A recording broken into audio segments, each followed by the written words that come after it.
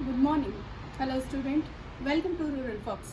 आज का हमारा टॉपिक है ग्लोब और जिस पर है अक्षांश और देशांतर रेखाएं।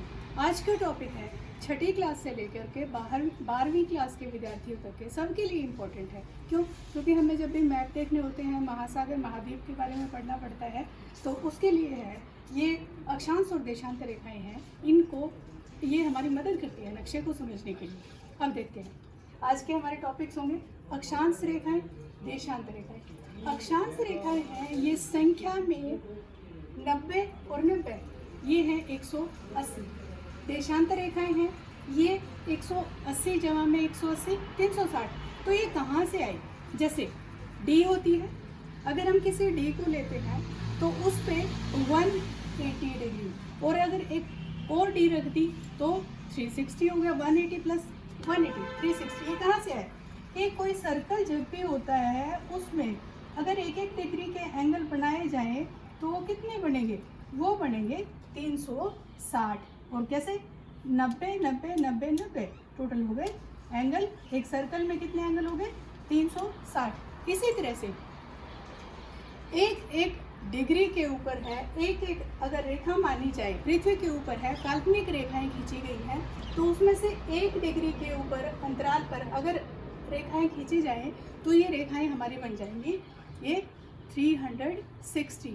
इससे आया है ये 180 पूर्व की तरफ होंगी, 180 है ये पश्चिम की तरफ है। तो अब इसमें से देखते हैं कि अक्षांश रेखाएं क्या होती है। अक्षांश रेखाएं हैं ये पृथ्वी के ऊपर है, जो ग्लोब है पृथ्वी है उसके ऊपर है, काल्पनिक रेखाएं होती हैं कुछ, वो एक दूसरे के समानांतर हैं। ये पूर्व से पश्चिम या पश्चिम से पूर्व की तरफ खींची गई है, एक दूसरे के समानांतर हैं, तो इसको कहते हैं अक्षांश रेखाएं। संख्या में कितनी हो जाएंगी? ये बीच में है भूमध्य रेखा।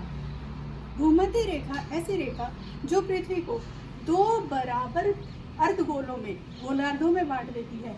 जैसे ये भूमध्य रेखा हो गई 0 डिग्री के ऊपर है, और इससे ऊपर है 10 20 30 40 50 60 70 80 90, यहाँ तक है उत्तरी ध्रुव। 90 पर पहुँचने के बाद है ये हमारा पहुँच गया 90 डिग्री के ऊपर है उत्तरी ध्रुव। इसी तरह से 10-10 डिग्री के अंतराल पे अक्षांश रेखाएं खींचेगी, तो ये यहाँ पर है 90 डिग्री पे दक्षिणी ध्रुव। यानी हमारी पृथ्वी का ये सबसे उत्तरी सिरा है, ये सबसे दक्षिणी। अब इसके बाद देखते हैं इन रेखाओं की क्या खास बात होती है कि अक्षांश रेखाएं हैं एक दूसरे के समानांतर हैं, पैरेलल हैं, समानांतर लाइनें खींची गई हैं। दूसरा आता है देशांतर रेखाएं। अब देशांतर रेखाएं क्या होती है कि उत्तरी गोलार्ध को दक्षिणी गोलार्ध से मिलाने वाली ऐसी रेखाएं जो एक दूसरे से ये पैरेलल नहीं होती है, ये उत्तरी ध्रुव को दक्षिणी ध्रुव से मिलाती हैं। और ये संख्या में कितनी होंगी? 360। जैसे एक गोला होता है, अगर या किसी भी सर्कल के ऊपर पूरे पर हैं, हम एक सिरे से घूम करके वापस उसी बिंदु पे आते हैं तो 360 होगा उसका, या 360 डिग्री बनेंगे। तो इसी तरह से 180 इधर से 180 इधर से। एक और इंटरेस्टिंग चीज़ है कि इनमें से ये जो बीच में है 0 डिग्री देशांतर है, ये कहाँ से है? ये इंग्लैंड में एक जगह ग्रीनविच, और ग्रीनविच में से ये रेखा है ये गुजरती है। इसको कहा गया है प्रधान देशांतर रेखा। क्या कहा गया है? प्रधान देशांतर रेखा है। और अंतर्राष्ट्रीय स्टैंडर्ड टाइम है, यहाँ से मापा जाता है। और जो 180 है, जैसे ये 0 डिग्री हो गया, ये 180 पूर्व से की तरफ है, यहाँ से चले इस तरफ आगे, या फिर ये गोला है पीछे से अगर पूरा करेंगे ये मिल जाएगा। तो चाहे हम इधर से जाएं चाहे इधर से जाएं, जो 180 की जो रेखा होगी देशांतर है वो एक ही है, वो दो नहीं है, पूर्व पश्चिम की अलग अलग नहीं है।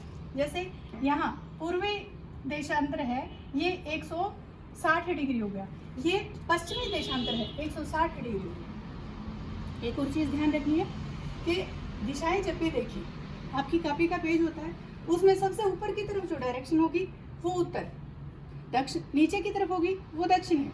और हिंदी में हम जिस तरफ से लिखना शुरू करते हैं कागज़ के ऊपर हमारी वो पश्चिम दिशा है। और इसके बाद है जहाँ हमारा सेंटेंस खत्म होता है, इंग्लिश और हिंदी भाषाओं में जब भी लिखते हैं तो वो हमारी पूर्व दिशा है। और आसान तरीका है इसको याद रखने का, भारत का जो नक्शा है वो सभी के दिमाग में रहता है कि शेप ऑलमोस्ट किस तरह की है। तो उसमें देखें जहाँ पर गुजरात दिया होता है उस जगह पर है पश्चिम है हमारा, बस इसे ध्यान रखना। तो अब है इसमें से जो अगर एक एक डिग्री के अंतराल पे गए, ये जो देशांतर रेखाएं हैं 180 ये पूर्व की तरफ है और 180 पश्चिम की तरफ है। अब इसके बाद है इन दोनों को मिला करके क्या कहा जाता है, इसको रेखा जाल कहा जाता है। क्या कहते हैं इसको, रेखा जाल।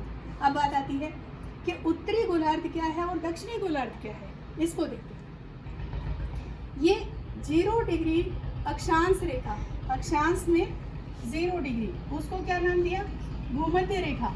यानी भू माने पृथ्वी, मध्य पृथ्वी को 2 भागों में बांटने वाली, 2 बराबर भागों में। और कौन से बराबर भाग हैं, ये है, ये उत्तर से दक्षिण की तरफ ये भूमध्य रेखा है। तो इससे ऊपर वाला हमारा बन गया, ये है उत्तरी गोलार्ध, और जो खाली है ये है भूमध्य रेखा से नीचे की तरफ है, ये दक्षिणी गोलार्ध। गोलार्ध मतलब गोले का आधा।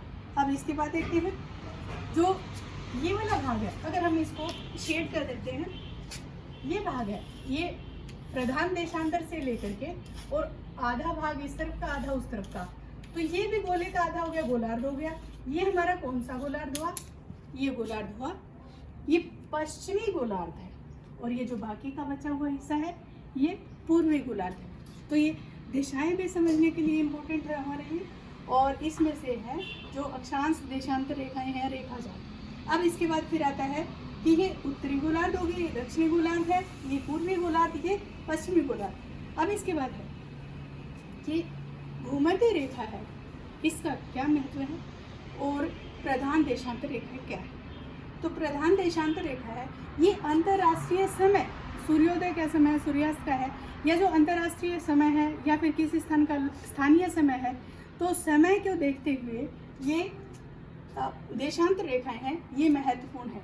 और भूमध्य रेखा है, ये जलवायु है, क्लाइमेट है, उसको समझने के लिए इसकी स्थिति है हमारे लिए, इसलिए इम्पोर्टेंट है। अब देखते हैं कि हम बहुत बार सुनते हैं कि 8 डिग्री भारत का जो उत्तर से दक्षिण तक का विस्तार है वो कितना है, भारत का पूर्व से पश्चिम तक का विस्तार है कितना है।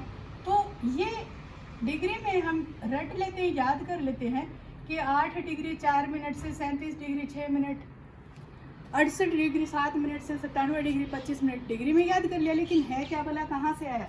तो यहाँ पर हम देखेंगे सबसे पहले 8 डिग्री उत्तर से 37 डिग्री उत्तर की तरफ। उत्तर दोनों तरफ इसलिए बोलेंगे कि यहाँ पर ये, क्योंकि पूरा का पूरा भारत है, ये उत्तरी गोलार्ध में स्थित है। फिर अब देखते हैं 68 डिग्री 7 मिनट से 97 डिग्री 25 मिनट, और ये था 37 डिग्री 6 मिनट, 8 डिग्री 4 मिनट, क्योंकि डिग्री है ये, जैसे ये छोटे छोटे एक सिंगल लाइनें लगाई, ये डिग्री है, और अगर इनका आगे छोटा पोर्शन कर दिया जाएगा तो वो मिनट्स में गिना जाता है।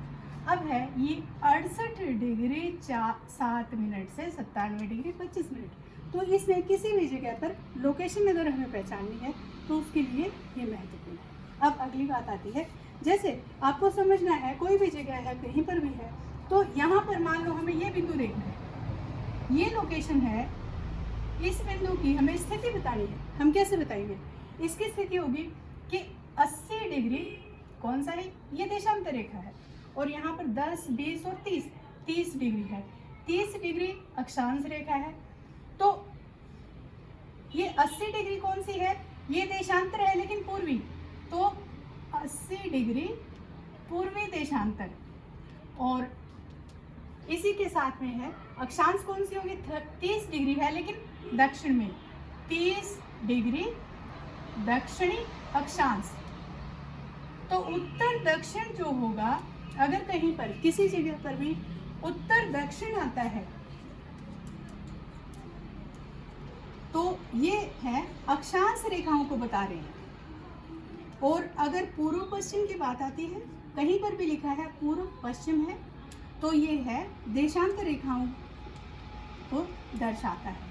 तो अब इसके बाद इसी तरह से एक लोकेशन और देखेंगे, कौन सी, मान लो हमने यहाँ पे पॉइंट लगा दिया, ये इस बिंदु पर स्थिति दिखानी है कि ये बिंदु है, ये कहाँ पर स्थित है। इसमें हम देखेंगे कि कहाँ पर है, ये पश्चिम में है और उत्तर में है, तो अक्षांश होगा उत्तरी होगा, और देशांतर है वो पश्चिमी होगा। अब देखते हैं इसमें 10, 20, 30, 40, 50, ये हो गया हमारा 50 डिग्री उत्तरी अक्षांश, 50 डिग्री उत्तरी अक्षांश। और ये है यहाँ पर 100, तो 20, 40, 60, 80 और 100। यहाँ पर है 100 डिग्री पश्चिमी देशांतर, तो 50 डिग्री उत्तरी अक्षांश और देशांतर है 100 डिग्री पश्चिमी देशांतर।